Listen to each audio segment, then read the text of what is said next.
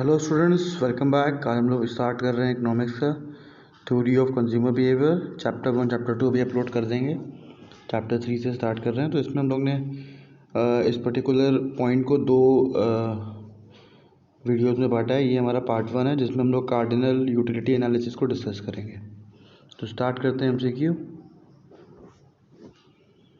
The individual who takes the decision to buy a certain commodity for satisfaction of his needs or the needs of the family is known as।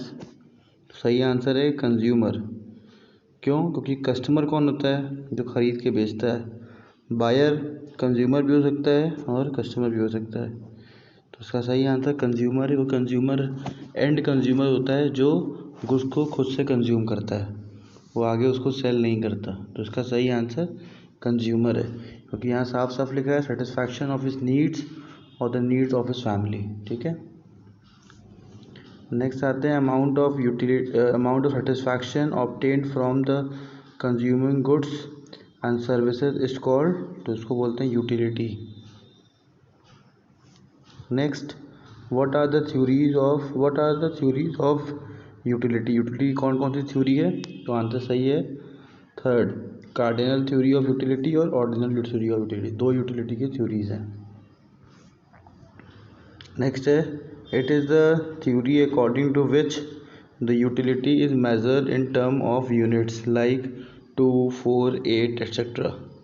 तो इसका सही answer है cardinal theory of utility. Cardinal में क्या होता है, हम लोग नंबर्स देते हैं कोई भी केस को कि हमें ये चीज़ ख़रीदने में इतना यूटिलिटी मिला, 25, 45 ये कंज्यूम किए तो ये इतना यूटिलिटी मिला। तो अपने सेटिस्फैक्शन को नंबर्स में जब बताते हैं तो कार्डिनल बोलते हैं, और जब रैंकिंग करते हैं तब ऑर्डिनल होता है। ठीक है, next, if the theory that allows comparison of utility depending on the consumer taste and preferences, the utility is measure in the terms of rank.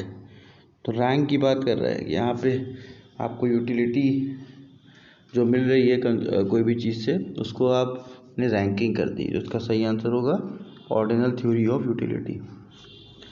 Next है, it is a sum total of the utility derived from the consumption of all the unit. Total utility की बात हो रही है।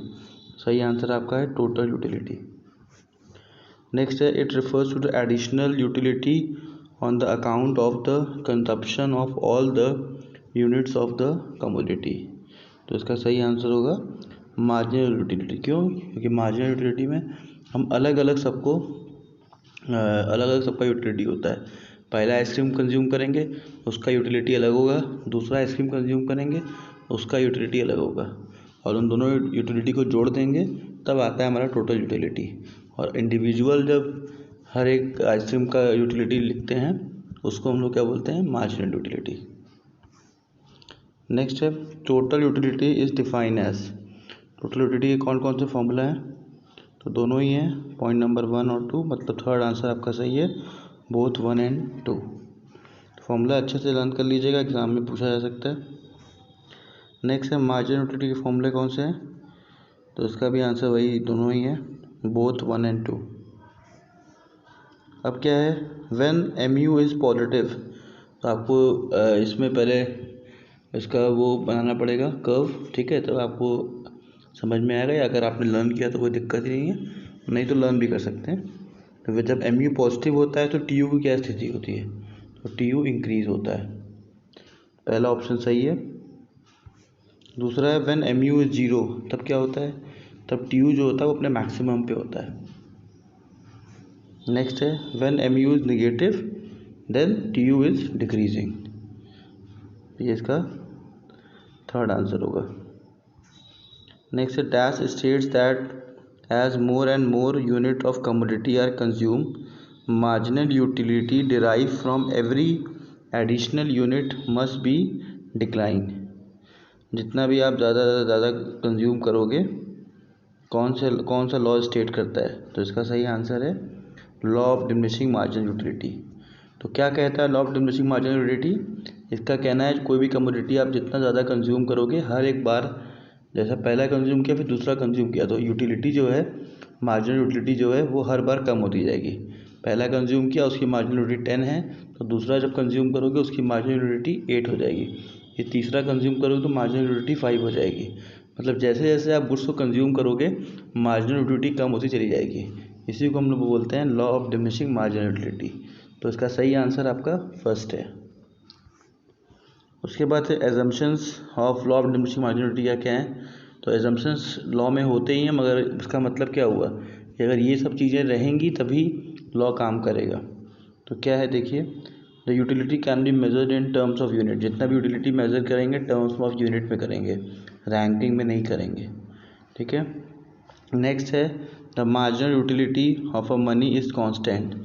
तो marginal utility money की constant रखेंगे, बढ़ाएंगे घटाएंगे नहीं।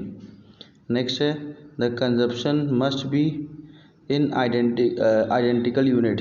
कंजप्शन जो होना चाहिए वो आइडेंटिकल यूनिट में होना चाहिए। मतलब पहला कंजप्शन अगर 20 ग्राम्स का है तो दूसरा भी 20 ग्राम्स का, तीसरा भी 20 ग्राम्स का होना चाहिए, वो बढ़ना नहीं चाहिए। तो उसका सही आंसर है ऑल ऑफ द अबव। और भी एजम्पशंस हैं, देखिए क्या क्या है। The consumption is continuous. Consumption continuous होना चाहिए, उसमें रुकावट नहीं आनी चाहिए, इक्वल इंटरवल्स ऑफ टाइम में होना चाहिए। नेक्स्ट है the consumption is made in the term of standard unit. Standard unit फिर से वही बात कि यहाँ पे कोई भी टेस्ट, जो भी फ्लेवर आप यूज़ कर रहे हैं आइसक्रीम का, वही फ्लेवर हर बार यूज़ करेंगे। ठीक है, और इस यूनिट भी स्टैंडर्ड एक ही जैसा होना चाहिए। नेक्स्ट है the consumer is rational and the income of the consumer and the price of a goods are constant.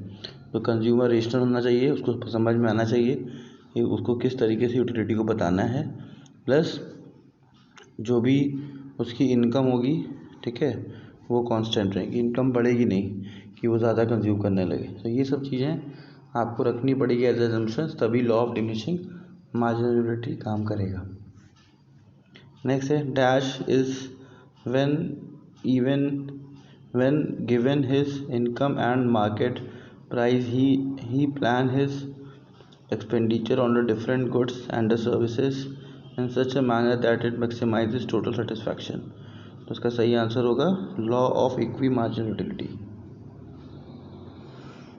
Next है that is the state when the consumer will distribute his money income between the goods in such a way that the utility is derived from the last rupees is spend on the each good is equal to the price paid to the commodity. तो इसका सही answer आपका होगा consumer equilibrium.